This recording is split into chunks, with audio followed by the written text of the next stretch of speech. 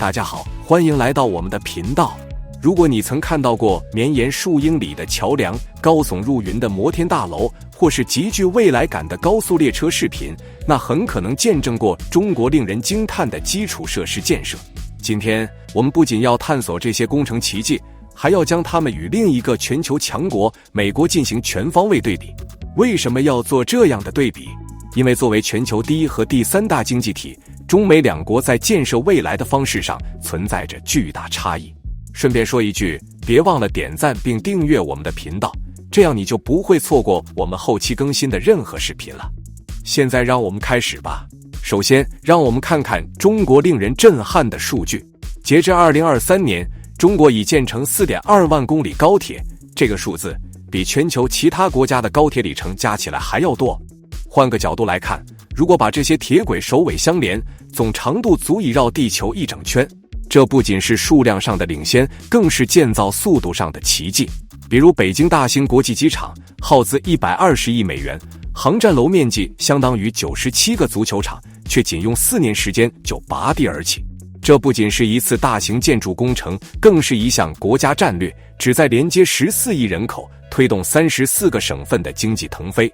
而美国的情况则大不相同。根据美国土木工程师协会的数据，美国 65% 的道路处于较差或中等状态，超过 4.5 万座桥梁需要大修。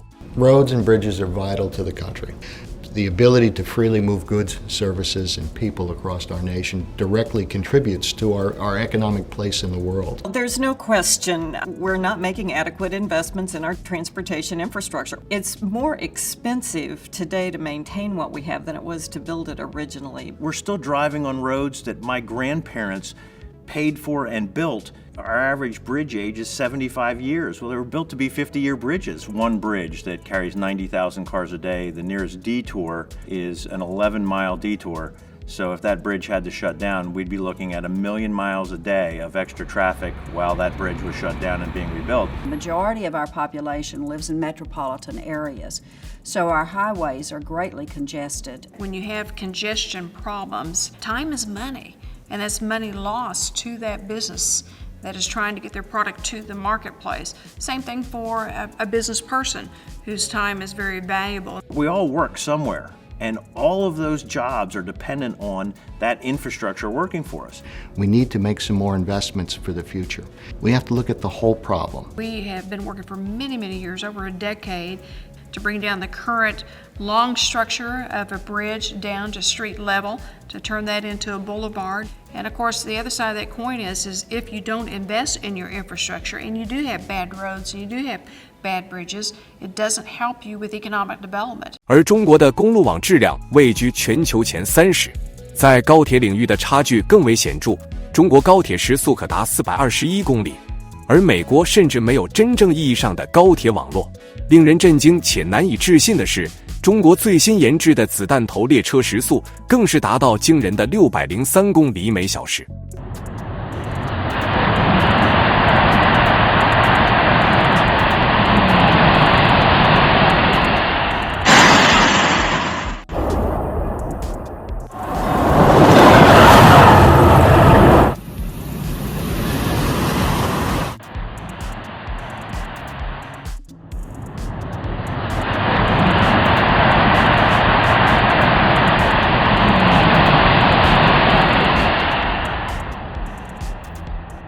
常被称为高速的美铁阿西越特快，最高时速仅240公里，且仅在波士顿到华盛顿特区的短线路段运行。这种基础设施上的差距，不仅反映了两国在工程建设能力上的差异，更折射出截然不同的发展理念与制度优势。美国基建长期陷入政治博弈、资金短缺、修缮滞后的恶性循环，地方政府与联邦机构间权责不清，跨州项目推进困难重重，导致大量交通设施超期服役却得不到及时维护。 We're going to start spending on infrastructure big, and not like we have a choice. It's not like, oh, gee, let's hold it off. Our highways, our bridges are unsafe. The federal government's role in infrastructure is fairly narrow to certain types of things: interstate highways, major roads, and bridges. Infrastructure encompasses much more than that. It includes things like the electric grid, which is privately owned for the most part. It includes water and sewer lines. which are mostly owned by municipalities, local streets. Right now, some of the biggest needs are water and sewer systems in local governments. Many of those places, like Flint, Michigan, they're very poor cities. If they raise water and sewer rates, it's going to be poor people paying them. The president has said that not all of the $1 trillion will come from the federal government, that he would like to see private capital also contribute. So is there money in the form of private capital to help with the infrastructure needs in the country? The answer is absolutely yes. The question is, are there attractive returns? Because those investors have many places that they can invest their money. In terms of basic ways that you can pay for infrastructure, you can simply raise taxes and pay for it with cash. What happens if the toll money falls short? Bonds have to be paid back. Private investors want to make a return. So really, the people who are going to be paying for it is us, either in the form of higher taxes, higher fees, higher tolls. There's just no such thing as free money. 相比之下，中国依托集中力量办大事的制度优势，通过科学规划与高效执行，实现了公路、铁路等基础设施的跨越式发展。如今，中国高速公路总里程连续多年稳居世界第一，8纵8横高铁网覆盖92%的50万人口以上城市，形成了半日生活圈与全国交通一张网的格局。更值得关注的是，基础设施的差异正在重塑经济发展模式。中国的交通网络深度嵌入区域协同战略，高铁的作用不仅仅是将人们从北方运送到南方，它还推动着沿线产业升级和人口流动，助力环渤海经济圈与长三角一体化等重大规划落地。而美国因基建老化，物流成本长期居高不下，制约了中西部地区的经济潜力，区域发展失衡问题日益凸显。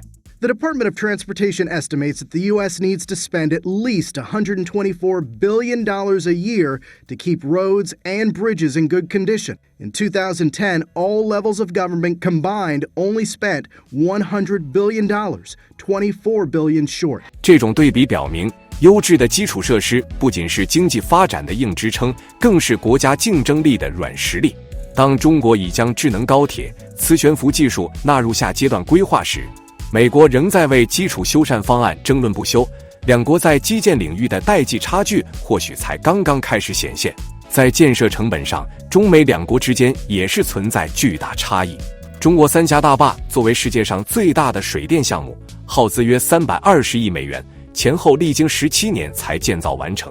三峡大坝的壮丽之处在于它拥有异常宽阔、坚固的花岗岩河谷，在河流的第一段，约有100万平方公里的土地被控制，每年流经该河的平均水量高达5000亿立方米。它是世界上最庞大的混凝土结构，动用了4万名工人。他们耗费了近60亿加仑的混凝土和46.3万吨的钢材，足以建造63座埃菲尔铁塔。据中国方面称，完成该项目耗资370亿美元。他们安装了32台巨型发电机，每台重达6000吨。随着这32台发电机的启动，三峡大坝达到了满负荷运转。这32台主涡轮机每台容量为700兆瓦，另有2台小型涡轮机，每个发电量为50兆瓦，可产生足够的电力来运行15个核反应堆，数量足以为6000万人提供能源。那该项目总成本是多少呢？据中国方面称，完成该项目总耗资为370亿美元。相比之下，加州高铁项目在2008年最初预算为330亿美元，2018年支出980亿美元，到了2023年，成本更是飙升至惊人的1280亿美元，且耗费数十年后仅完成了一小部分。为何差距如此巨大？中国的集中规划模式能快速完成土地征收和审批，而美国项目常因法律纠纷和资金争议陷入多年停滞。What is the state of infrastructure in this country today? We are really falling behind and falling apart. Marcia Hale is with the bipartisan group Building America's Future, which raises awareness of the state of U.S. infrastructure. We've got a construction site right ahead of us here. The American Society of Civil Engineers gave the U.S. a D+ for overall infrastructure this year after a comprehensive review that included the nation's roads, bridges, and waterways. Their solution? Invest an estimated $3.6 trillion by the year 2020. Our roads, our bridges, our schools. It is also time to rebuild our crumbling infrastructure. America, this is how we truly build back better. 中国在技术领域同样也实现了跨越式发展，真空隧道列车和 3D 打印技术等项目不断突破工程界限，而美国基础设施仍普遍依赖几十年前的技术。例如，中国的北斗导航系统已广泛应用于交通管理、灾害预防等智能基建，这意味着精确制导系统不再受美国控制或干扰。国际民航组织现已承认中国北斗导航系统为民航全球标准，其精度高于美国的 GPS。事实上，北斗系统已在全球范围内投入使用，用户数量庞大，而美国许多城市仍在努力升级供水管道等基础系统。这些差异的根源是什么？主要在于政策、资金模式和文化。中国通过5年规划为基建提供大量国家资金支持，而美国更多依赖分散的地方预算和私人投资。从文化层面看，中国注重长期规划，如“一带一路”的倡议旨在用数十年时间连接亚欧非大陆，而美国基建项目常优先考虑短期政治目标，从而导致项目延期和超支。 Just a few years ago, the stock market's at 25,000. Corporate profits are the highest they've been in decades. The rich keep getting richer. And our friends on the other side said, what do we do now? Let's do a tax cut where 83% of it goes to the top 1% of the wealthiest people. Fast forward a few months. Global pandemic. 36 million people unemployed. 40% of families who have a worker that makes $40,000 a year and less lose their job last month. 4 million people didn't pay their rent, and the Republican Party says, we don't have any money to help you. Are you kidding me? Where do you guys live? Food lines around the blocks at our food banks in the United States of America. 1 in 5 kids are going hungry. Your party can't even get food to them. This isn't a wish list. If it's a wish list, it's for the working class people. 那么，谁在基建竞赛中领先？答案并非绝对。中国的快速发展引发了对环境影响和债务风险的担忧，而美国也正通过2档基础设施法案投入巨额资金。After years and years of infrastructure week, we're on the cusp of an infrastructure decade that I truly believe will transform America. 这项1.2万亿美元的法案包括5500亿美元的新支出，其中包括1100亿美元用于道路和桥梁，250亿美元用于机场。其中，联邦政府对宽带领域的最大投资为650亿美元。所有这些都非常重要和必要，这是自洲际公路系统以来对桥梁的最大投资。在前副总统哈里斯主持下，所有50名参议院民主党人都投票支持该法案，还有19名共和党人，包括少数党领袖米奇·麦康奈尔。这是美好的一天，选举很重要。但到了午餐时间，参议院的2党合作精神就消失了。民主党就另一项3.5万亿美元的预算法案进行了首次程序性投票，该法案包含其他优先事项，他们打算在共和党的一致反对下通过这项法案。这项预算决议对于那些想要使美国社会化的人来说是一个梦想，对工薪阶层来说却是一场噩梦。但有一点很明确，这2个大国建设未来的方式将深刻影响全球经济、贸易和科技格局。在水利工程方面，中国也取得了举世瞩目的成就。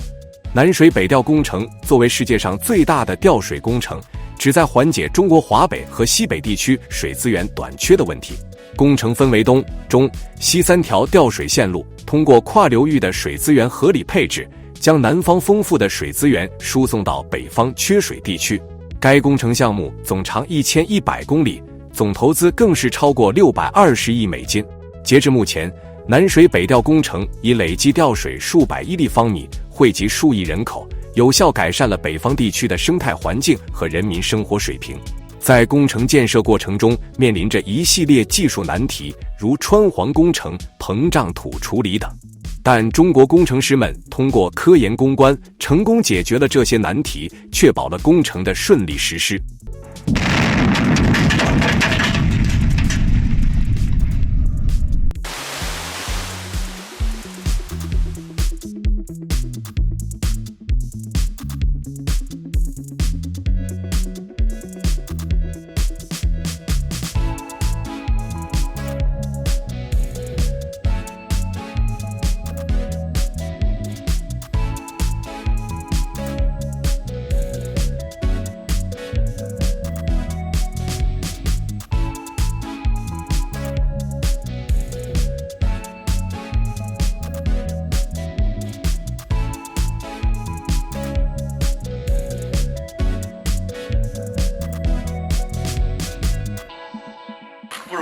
72年贯通了。中国基建的快速发展离不开强大的科技支撑和人才储备。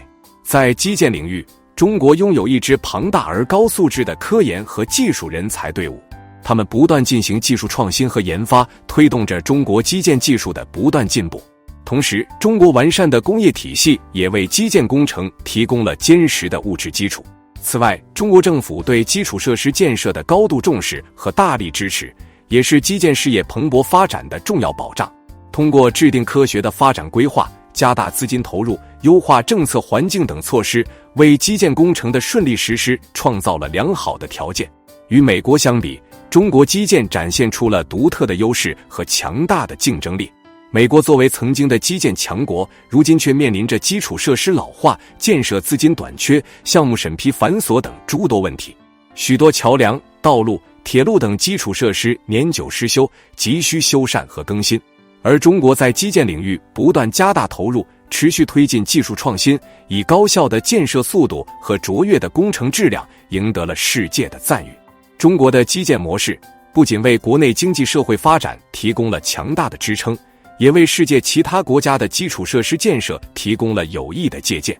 中国基建的奇迹仍在继续，未来中国将继续以坚定的步伐在基建领域不断探索和创新。无论是向更深处探索地球奥秘的深地工程，还是向更远处延伸的交通网络，亦或是向更复杂环境挑战的大型建筑项目，中国都将以无畏的勇气和卓越的智慧不断创造新的辉煌。中国基建正在重新定义人类工程的极限，也必将为世界的发展和进步做出更大的贡献。你认为中国模式能否在其他国家复制？美国是否有反超的潜力？最后别忘了订阅我们的频道并开启通知，获取更多深度内容。感谢观看。